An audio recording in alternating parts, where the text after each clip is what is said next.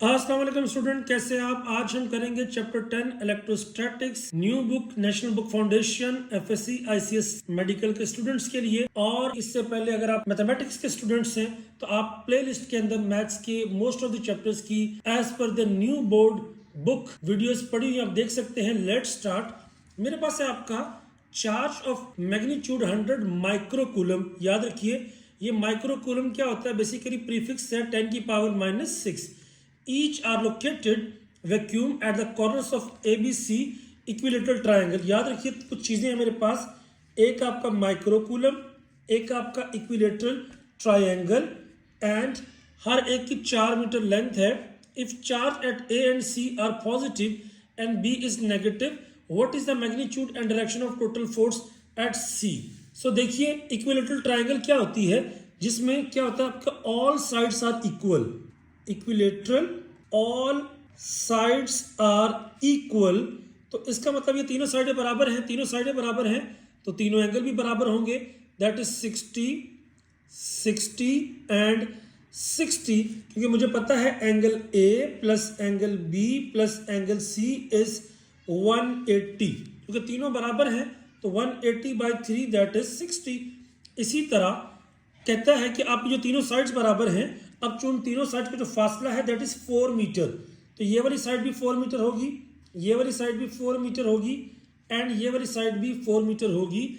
Next point है आपका कि तीनों चार्जेस बराबर है, यानी गिवन डेटा इज, अगर मैं बात करूं Q1 is equal to Q2 is equal to Q3 and that is 100 microcoulomb. You can say 100 into 10 power -6 coulomb, ये मेरे पास ये है। Then R1 is equal to R2 is equal to R3 that is 4 metre.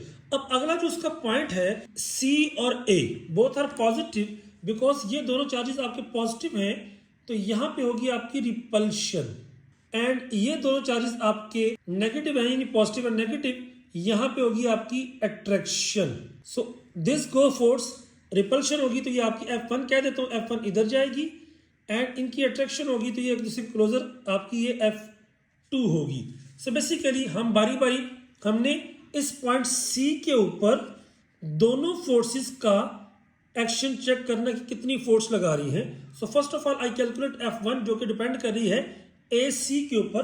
What I will say, मैं कहूंगा F1 is equal to coulomb force का formula क्या था, K Q1 and Q2 over R का स्क्वायर। एंड Q1 मेरे पास कितना है आपका, K की अगर बात करूं 9 into 10 power 9, Q1 is 100 into 10 power -6, then 100 into 10 power -6, क्योंकि दोनों चार्जेस क्या आपके इक्वल हैं, over R square, this is 4 square. अगर आप वैल्यूज पुट करेंगे you will get the answer that is 5.625 newton. ये मेरे पास आ गई force 1। Now I talk about the force two F2, this one. अब ये भी क्या होगा, सेम F2 इज, ये चार्ज है K Q1 Q2 over R का square, that is again 9 into 10 power 9, 100 10 power -6, then 100 10 power -6 over 4 square. Again ये force भी मेरे पास कितनी आ गई, 5.625 न्यूटन। अब देखिए मैथमेटिकली अगर ये 60 है तो अगर मैं इस एंगल की बात करूं जो दोनों फोर्सेस के दरमियान में बन रहा है, दैट आपको पता है सर्कल का एंगल होता है 360, हाफ सर्कल का एंगल होता है आपका 180। तो अगर यहां तक आपका 60 था तो ये वाला होगा 120। सो बेसिकली एक मेरे पास F1 जा रही है इस डायरेक्शन में, F2 जा रही है इस डायरेक्शन में, और मैंने इनकी रिजल्टेंट फाइंड करनी है। सो बेसिकली अगर मैं रिजल्टेंट की बात करूं, व्हाट आई विल गेट, उसका फार्मूला हमारे पास होता है F इज इक्वल टू, अब ये लॉन्ग डेरिवेशन है, लॉ ऑफ कोसाइन को यूज करते हुए हमें उससे गर्ज नहीं, we have just have to use the formula F1 square plus F2 square plus 2F1 F2 cos of theta. याद रखिए यहां पे एंगल कितना है 120, तो मेरे पास आ जाएगा आपका 5.625 का स्क्वायर प्लस 6 to 5 का स्क्वायर प्लस 2। अब 5.625 टाइम्स 5.625 cos 120। अब cos 120 पर नेगेटिव होता है, जब हम सारी वैल्यूज पुट करेंगे हमारे पास आ जाएगा 5.625 न्यूटन। ये हमारे पास आ जाएगी resultant force and this will be parallel to AB। ये इस साइड के पैरेलल होगी। Now move towards question number 2। कहता है what is the magnitude of a point charge that would create an electric field of 1 at point 1 metre away.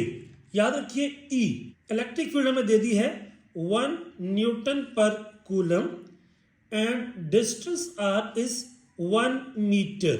याद रखिए what is the magnitude of point charge, हमने एक charge की वजह से field find करनी है, तो E बराबर होता है मेरे पास K Q ओवर R का स्क्वायर। सो अगर मैंने Q निकालना है बेटा, मेरे पास आ जाएगा, इसको यहाँ पे शिफ्ट करते हैं, ER square over K is equal to Q।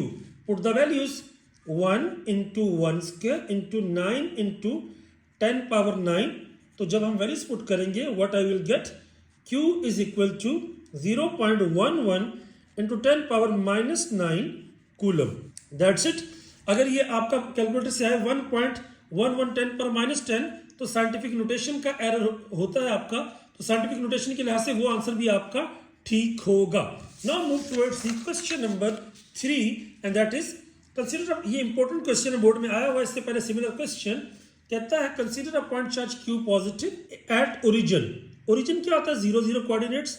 यहाँ पे आपने एक चार्ज रखा Q positive and at another charge is placed at a distance of 9 metre. यहां से 9 मीटर के फासले पर एक आपने चार्ज Q2 रखा है दैट इज -2Q और ये मेरे पास है Q पॉजिटिव। अब कहते हैं there is a point, determine the point between two charges. एक पॉइंट है आपका यहां पर सेंटर में, लेट आप कह लीजिए वो पॉइंट आपका P है। कहते हैं ये पॉइंट किस लोकेशन पर होगा जहां पर पोटेंशियल क्या होगा आपका 0। I suppose it that this is from Q positive Q1, this is at distance x। याद रखिए टोटल आपका 9 है, इतना x है, तो this will be definitely 9 minus x।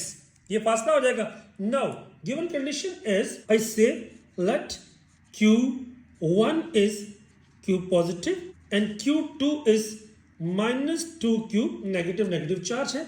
R is 9 metre total मेरे पास फासला है उसका। Now we know that V1 voltage का फार्मूला क्या होता है, K Q over R। If I am talking about the Q1, so what I will get, V1 is equal to K Q1 over R।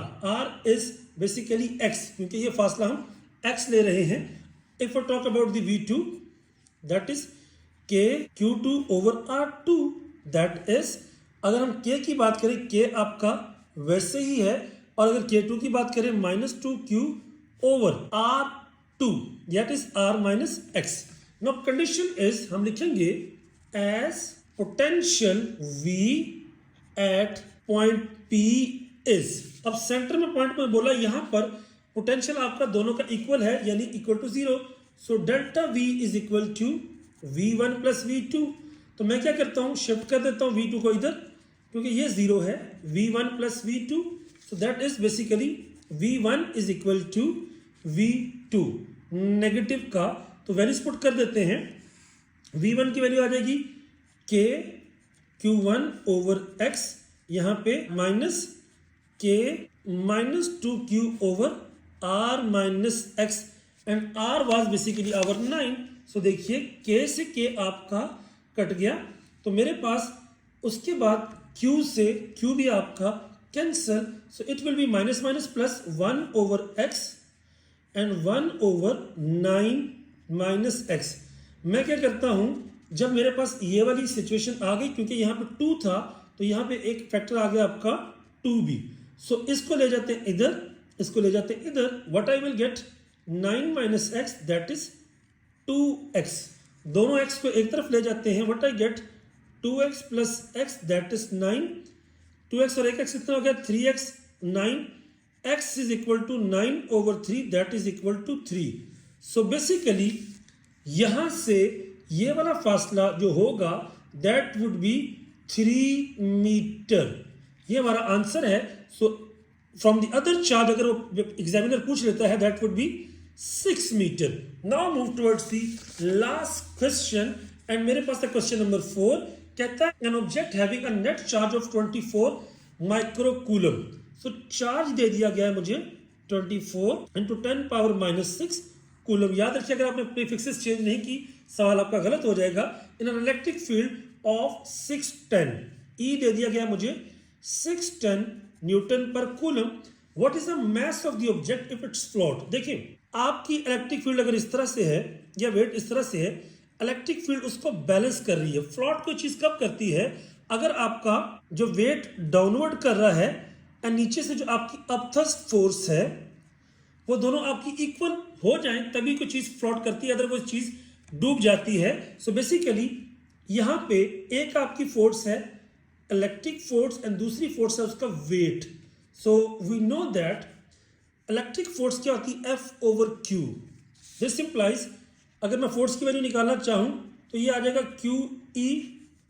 पहले यहां पे आ गया QE। जो wait होता है किसी भी चीज का, जो फोर्स वेट के बराबर वेट क्या होता है आपका mg।